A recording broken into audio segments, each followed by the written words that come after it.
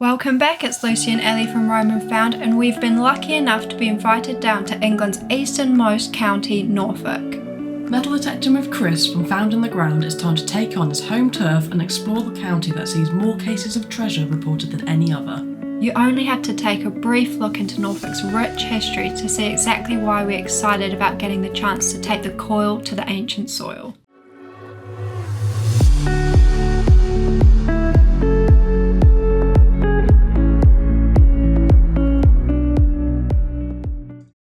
For Roman Found, heading out to the fields, breakfast is normally an on-the-go dash, a bit of an afterthought to our eagerness to get out and dig. But Chris has got the digging life sorted. An early start sees us in the fields before 9 AM, crafting breakfast over a camping stove. Camping chairs set out, freshly brewed coffee in hand. Life's all about the base camp, Chris tells us. With egg and bacon rolls warming our hearts, we are facing much nicer conditions than last week. Some beautifully short-cut wheat stubble, a far cry from the horrific rapeseed that covers our home permission at the moment. And to top it all off, we're blessed with the sun, a glorious blue sky. A very warm welcome to Norfolk indeed. The county for history and the county for finding, containing everything from the fossilised footprints of the first people to ever visit Britain to the highest density of medieval parish churches anywhere north of the Alps, and even the largest and most important Anglo-Saxon cemetery assemblages in Britain. So let's get into it. There. Where's that? Bit of lead? Bit of lead. Bit of lead. First bit of lead. First bit of lead. That's a good sign. Settling into our new terrain, the first finds of the day consist of lead and cansor, the more common metal detecting artefacts to come out of any dig, and both a form of trash. Yeah. Trash! No! Lead is at least medieval trash and is an excellent indicator of ancient activity on the site, whereas cansor merely represents a modern lack of care for the environment. 10, 12.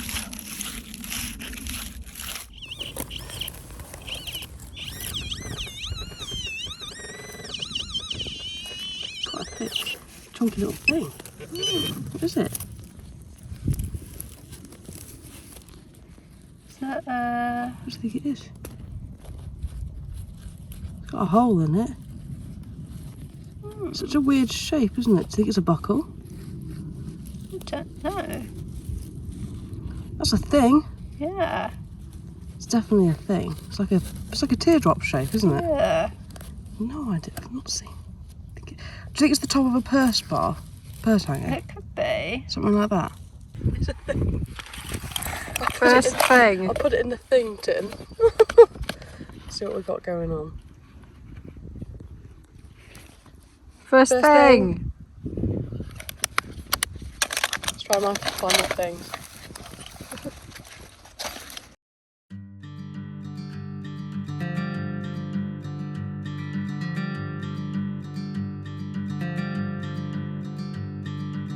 Chris, on the other hand, is in his element, pulling up a lead seal matrix, practically his first find.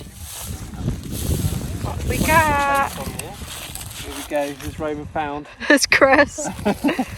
Ooh. Yeah, Oh, really wow. interesting. That's Ellie getting in the light there. Just don't know. We'll have to investigate it more. Isn't that amazing? Looks like it's got a face and some text.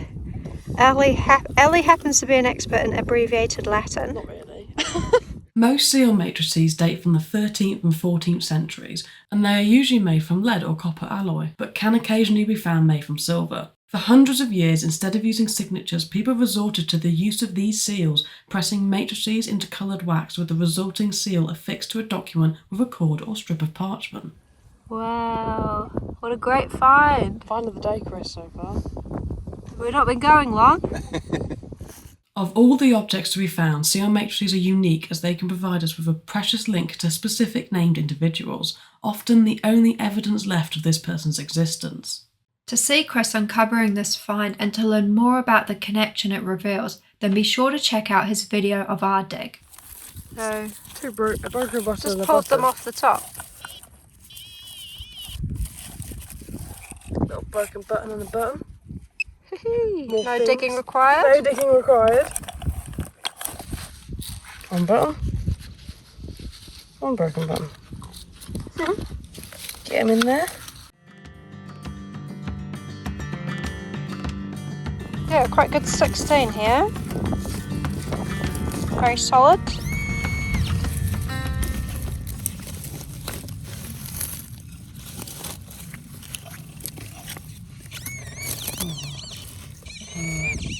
Oh no!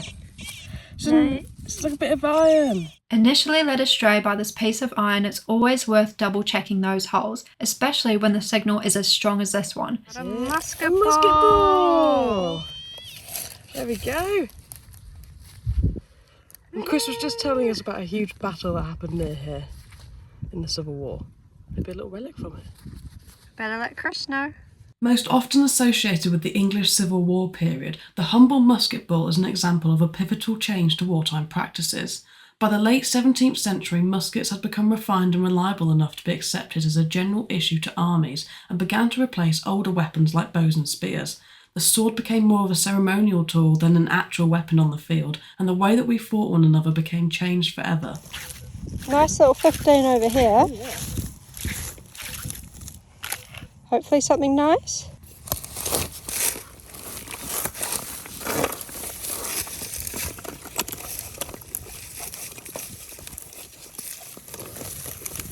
See here, it's got a little buckle. Buckle. It looks like a real beauty as well. Oh, dinky one. Beautiful spectacle buckle, look. Oh yeah. Such a nice lovely. one. Real nice one. Oh, nice. Woohoo! First buckle of the day. Absolutely. It's a real good beauty. Just chilling on the surface there. Yeah. In medieval England, they would have worn tunics, which are a garment simple in style that reached from the shoulders to an area between the hip and the knee. They were often tied with a buckled belt or girdle. These double-looped buckles started gradually replacing the earlier single loops from the 15th century, as the girdles and belts used to tie the tunics became wider and more close-fitting. Our buckle here dates from 1350 to 1650, and this type by the 17th century would have been the main choice for personal dress. Something just there. Little green something. Is it another buckle? We're on the buckles today. Oh, on the buckles, look. It's a beauty. Oh, tiny one. Little D buckle, I think. Oh, cute. Cute. Woohoo. Lovely. Oh, yeah. Yeah, spectacle buckles is a nice small one as well. On the buckles. Give it I've also the- found a musket ball. Give it Awesome. the flip. Oh, that's gorgeous. Beauty. Little buckle. It's always nice when they've got like a tiny little bit of detail, isn't it? Look at that. Yeah, pretty good one, that one. Hee hee. It's nice when they've got you've the got little your spray, pin. haven't you? Little pin there. You don't need to toothbrush on that one. Oh, look at that. Lovely. Ooh, Beautiful very patina on it. nice. It's a really nice colour. Oh, that's yeah, the colour. Just like the one that gave to you in a bag last night would have had that square rectangular plate coming off there. Yeah, the buckle plate. Yeah. Oh, lovely. This next buckle takes us further back in time to 1250 to 1400 AD, as changing fashions from the 1350s meant that clothes became increasingly more tailored and the need for buckles increased. The most common type in use during this time is actually this one, and ours with a narrowed and offset bar actually represents the top end of the buckle mass market in this period and would have been used on personal dress and could even have been fitted with an elaborately worked buckle plate. Yeah, very nice 12-13. Is it too nice? What do you think it's going to be? Is it good? Don't know. Is it lead? Oh, I did see a little bit. That could be. Maybe not. Oh. What is it? Is it? Is it Roman? A button? No! No! Button! Oh, that so looked like something then. Yeah. That was a real good That's signal funny. as well. Cheeky little guy.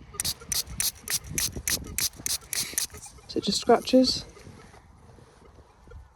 I think it's a little design, is it? Baby? Is it flowers? It could be flowers. Like, it almost looks a bit like wheat, doesn't it? Hallucinating? Probably one of the most common metal a Tetris finds, even out in the fields, is the humble button, an item that has been in use for thousands of years, both as a practical fastener and as a means of decoration. The first known buttons in Britain actually date back to the Bronze Age. We mainly tend to find plain tombat buttons that date from the 18th century, but quite often they would have been engine-turned with a design placed on them through the use of a lathe, and there are even plenty of examples which can contain hand-engraved designs, so it is important to check every one that there's not something a little bit special hiding on there. Hello, what do you reckon, Ellie? Bring it over!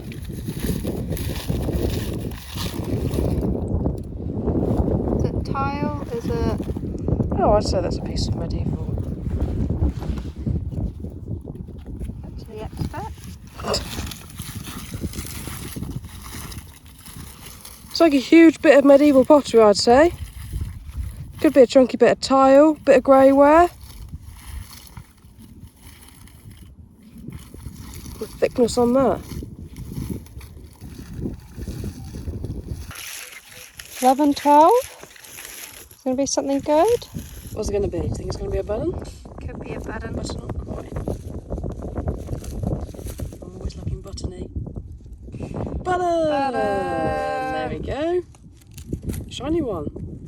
Really nice pewter button. Or a tomback. They're often quite shiny. Very shiny one. Very shiny. Well, they were made to emulate silver.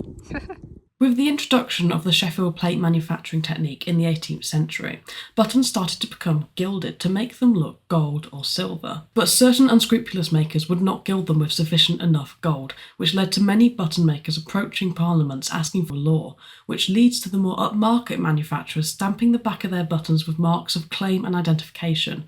These can range from gilt, single gilt, treble gilt, best plated, best quality, you name it, they stamped it on the back. So they are something worth keeping an eye out for. What we got here? It's quite a nice blue and white bit, this bit. Bit of transfer wear, I think. Bit of Georgian Victorian.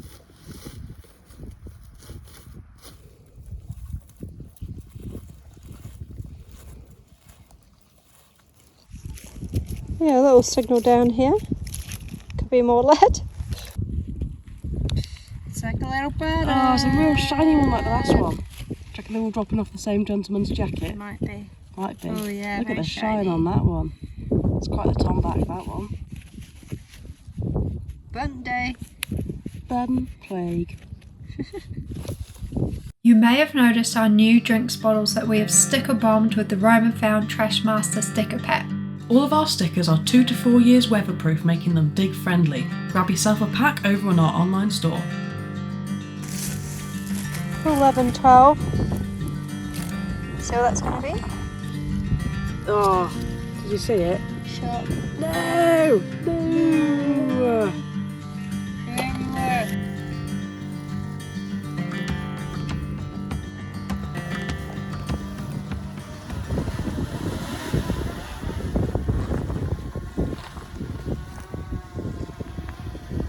Let's go back to base camp.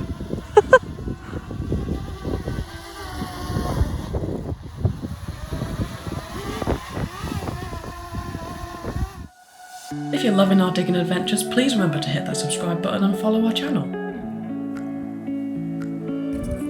It's going to be lead. Glass hole before lunch, promise. Oh, lead! After hitting what can only be described as a trash patch in a part of the field that Chris claimed was the best, so it's only fair that we get the full fan in the ground treatment back at base camp, firing up that camping stove once more. So with Chris whipping up some gourmet lamb burgers, Roman Found decides to take over the drone duties, and there was only one small crash between us.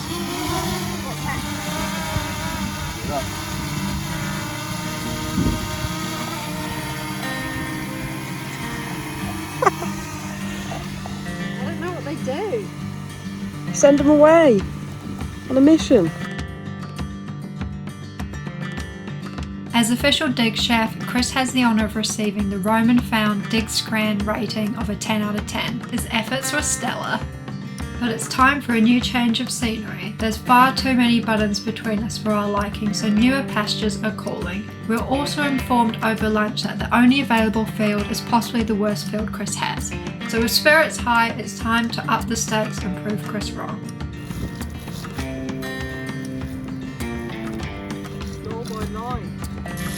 Just found a little bit of clay pipe. Eyes only.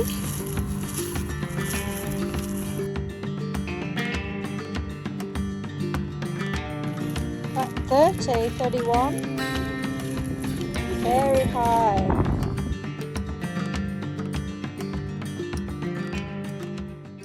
It's like we've got our first coin. Our first coin of the day. It's a really chunky one, that. Yeah. Really chunky coin. Shall we see if there's any detail on it? Yeah. Yeah? Chris may claim that this is the worst field in his permission, but for us it brings us our first ever coin of the day, a farthing. Now the farthing began as a small silver coin in the 13th century, and its name was derived from the Old English word fourthing, meaning a fourth part. This is because prior to 1279, the only coin that was in circulation was the penny, and to form smaller change the penny would have been cut into halves or quarters. Our farthing actually comes from 1672 to 1679 and would have been minted under Charles II. Its reverse is actually the first time Britannia was used on British coins, as previously Britannia had only appeared on Roman coins that alluded to Britain. You see him on there? Yeah, that's cool. Cool, isn't it? I don't think we found a Charles before. Oh. First coin of the day. Woohoo! Minted in copper, our farthing comes from a rather turbulent time in English history. Charles II is the eldest surviving son of Charles I and was only 12 when the civil wars began. He was forced into exile and was finally proclaimed as king, but his early reign only continued to be just as turbulent as he saw an appalling plague and the Great Fire in 1666, which led to the substantial rebuilding of the City of London. Yeah, well, sort of 12. See what that is? Hopefully back here. I think something just there. Ooh, that's looking Quite Roman. quite Romany to me. Should we have a little closer look? Yeah, I'd say so. We couldn't call ourselves Roman found without bringing the Roman, and this latest find is a small memento to the turbulent Roman history of Norfolk. When the Romans invaded most of England in 43 AD, they left Norfolk to be ruled under King Prasutagus of the Iceni tribe, who they formed an allegiance with. But after his death around 60 AD, he left his kingdom split in two. He left half to the Roman Emperor Nero and the other half to his wife Boudica. Under Roman law, a woman had no right to inherit her husband's property, so the Romans were inherently against this and decided to rule the Iceni tribe directly. This led straight to the Boudica revolt, a huge uprising against the Romans by the Iceni tribe, who were eventually defeated, bringing in a 350-year period of Roman rule. This tiny coin may have been dropped from one of the settlements and communities that flourished in Norfolk under the Romans, following the building of their provincial capital of Venta Icenorum just a few miles south of modern-day Norwich. Roman found finding Romans. Yeah, Grotty Romans. So that'll make the fourth Roman coin across this whole commission. Wow. Wow. So, well done. Yeah? Very nice sounding 20s.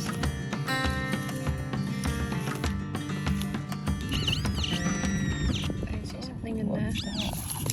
That's something chunky. That's very chunky. Yeah. Quite big, that. Ooh, what a beauty. Bit of a buckle. Bit of a buckle. A spectacle buckle like we found earlier. Oh, that's a nice one. That's a nice one, isn't it?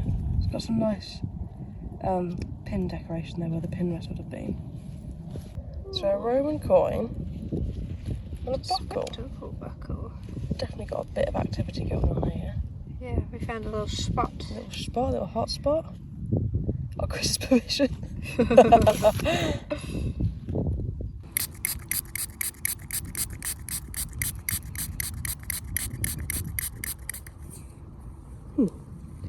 It's a nice one, that one. Yeah, lovely. A real stunner. Nice decoration on the little knops, isn't it? Proper little Tudor piece. Gary's enjoying that guy in there, look. Yeah. It's a lot more elaborate one than that one. See? Oh, yeah. Quite fancy. Premium. Premium. Premium peasant. Premium peasant. Premium peasant. We seem to be having a buckle day. Indeed, and buckles are one of those artefacts that only continue to evolve as fashions changed and decoration became more accessible for the masses. This is reflected by this third buckle find, which is of a later type of double-looped buckle that dates from 1550 to 1650. During the Tudor times that this buckle comes from, the wealthy and the elite would wear elaborate clothing that would represent their status. Clothes were an important status symbol, and their fittings and fastenings had to be crafted to reflect this. Ooh! Look there, look. Penny, might be. It's definitely a nice half penny there. It's quite toasty. Shall I see if I can spot a bust on him? Yeah. Not masses of a bust. Huh? Going in. Going in. It's 3 coins now.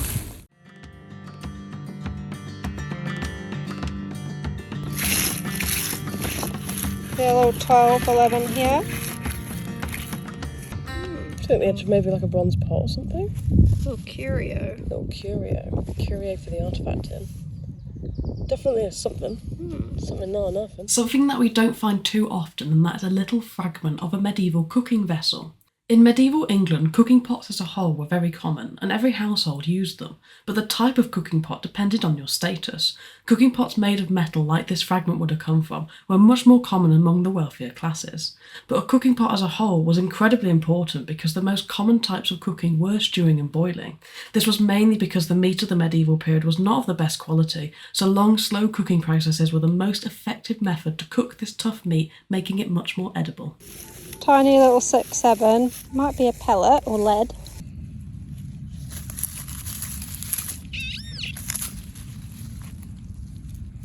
Is it that? Oh, is it that? Look. What have we got? A button or a coin?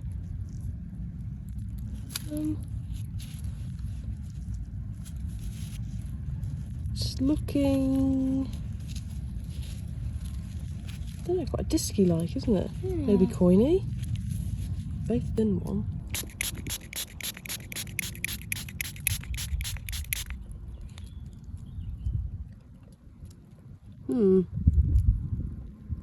Very thin disc. I feel like it could almost be anything.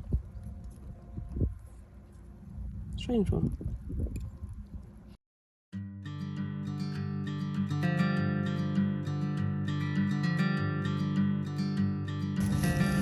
Yeah, 7-8. Easy.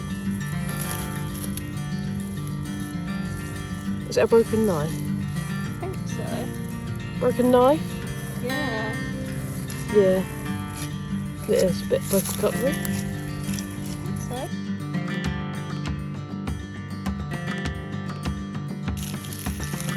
Another little 11.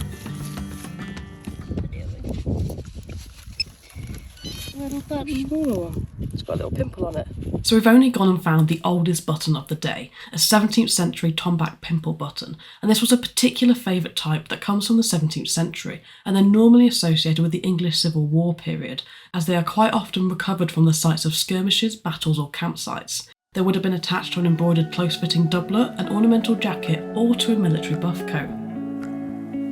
With a finds tin full, ourselves treated to a gourmet digging experience and all-round excellent company, massive thanks to Chris for taking us out on our first time digging in Norfolk. Be sure to check out his channel over on Found in the Ground to see more on his seal matrix and all of his Norfolk discoveries. And don't forget to check out our online store for all the latest Roman found drops. Thanks for watching!